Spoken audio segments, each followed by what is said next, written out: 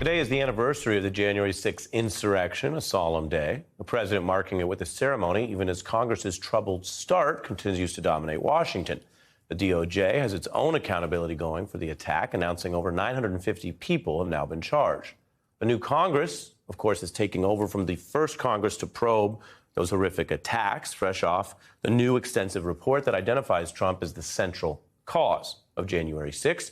The probe exposing many parts of the plot that were not initially widely known, including the lengths Trump went to demand illegal actions by state officials, many of whom defied him, including Arizona Republican Rusty Bowers, who refused to abuse his power as the state House Speaker on behalf of Trump. I said, look, you are asking me to do something that is counter to my oath when I swore to the Constitution to uphold it. Anything that would say to me, you have a doubt, deny your oath. I will not do that. Today, the president honoring Bowers' courage and approach with the Presidential Medal of Freedom. Rusty put his obligation to the Constitution and his country ahead of everything when he refused intense political pressure to decertify the 2020 election results. His courage is probably the reason why he's lost his primary last year. Rusty, you're an example, is a demonstration to every young man and woman thinking about entering politics about what integrity is all about. Fresh from the White House and that honor, former Speaker Rusty Bowers joins us now. Welcome to the broadcast, sir. Thanks, Ari. Good to be here. What does receiving this medal today mean to you? Oh, I'm hoping the ride is now over. But the antics down the street show that there's still some challenges ahead. But I think generally the people, it's not that they don't want to continue something bad. They want to continue something solid. They want to be able to depend on government. They can differ.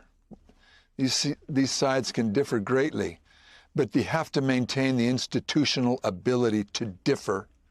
And if you don't do it right, you don't have an institution. And I'm hoping that they will respect the marvel that's just down the street from where I'm sitting right now. Yeah, that makes sense when you put it like that. We have been tracking so much of the evidence. You lived through it, and then there's a process by which it's under investigation. I want to ask you about this since I have the benefit of interviewing you for the first time.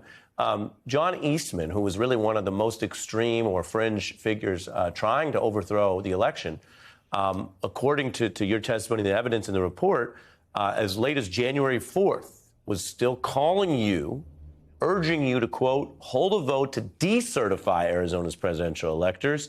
Eastman allegedly saying, quote, just do it and let the court sort it out.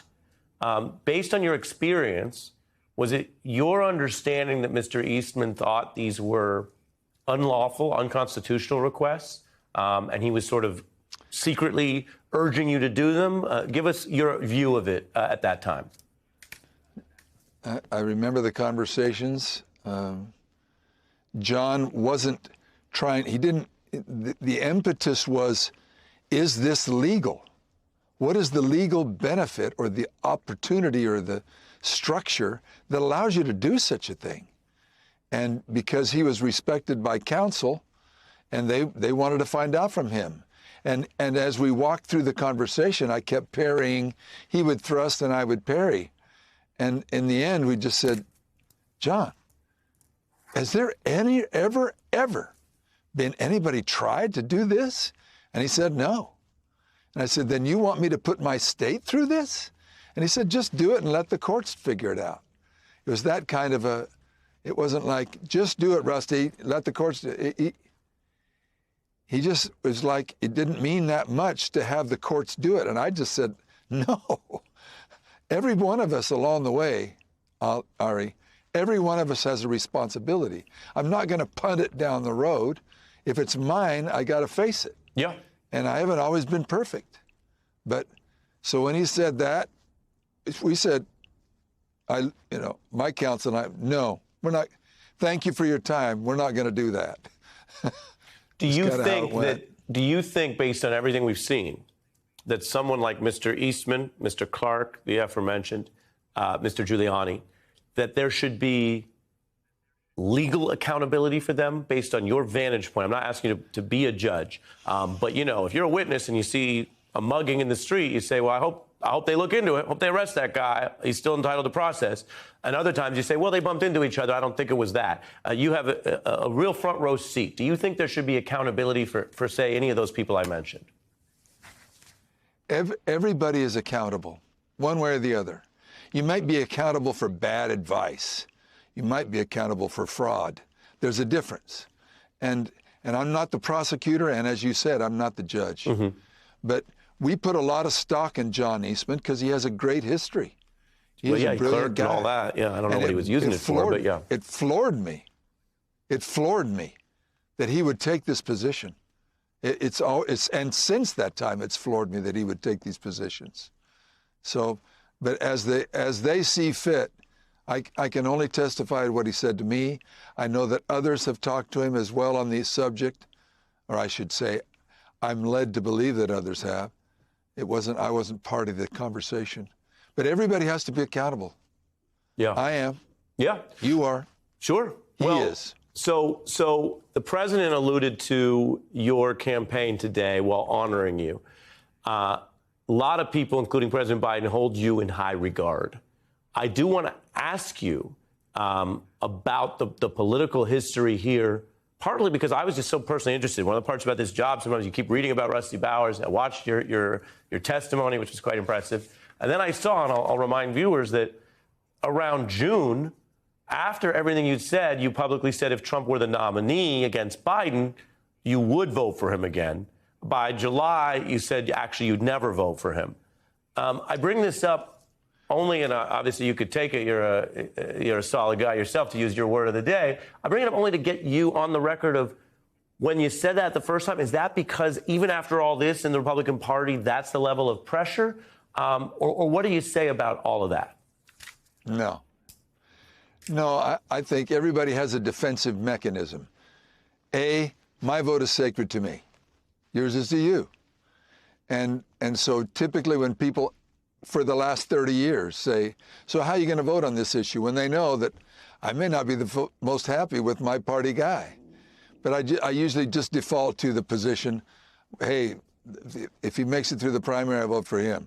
And it was kind of that thing. I got off the plane, I turned a corner, there's the lady with the microphone here. Are you going to vote for me? It wasn't a lot of thought going into that thing. And as I thought afterwards, I should just say, look, don't ask me, because I have an opinion, but just don't ask me right now. But on this, I mean, when I sat there by the Secretary of State of Georgia and I heard what he said, and I put it with what I said, and put it with what other people said, and since that time, seeing how he acted, this being the former president, I just said, I don't have to try to hide behind some in Mexico they call it a dicho. I don't have to hide behind that. I can just say it. Yeah. I'm not going to vote for that guy. Okay. Well, that's interesting. That's why how it is. That's why we ask. I wanted to know. I'm running over on time. I'll give you 30 seconds. The last question I have for you, a lot of people watched you. Like I said, a lot of people took a lot from how you comported yourself, your testimony, the president honoring you today. My last question for you is simple. Are you optimistic about this American experiment right now, or less so? What's my alternative?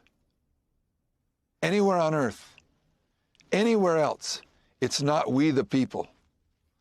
And as long as the people will take the time to inform themselves honestly and will remember where we came from and what we've been through, go have a legislature in Mariupol. See how that goes.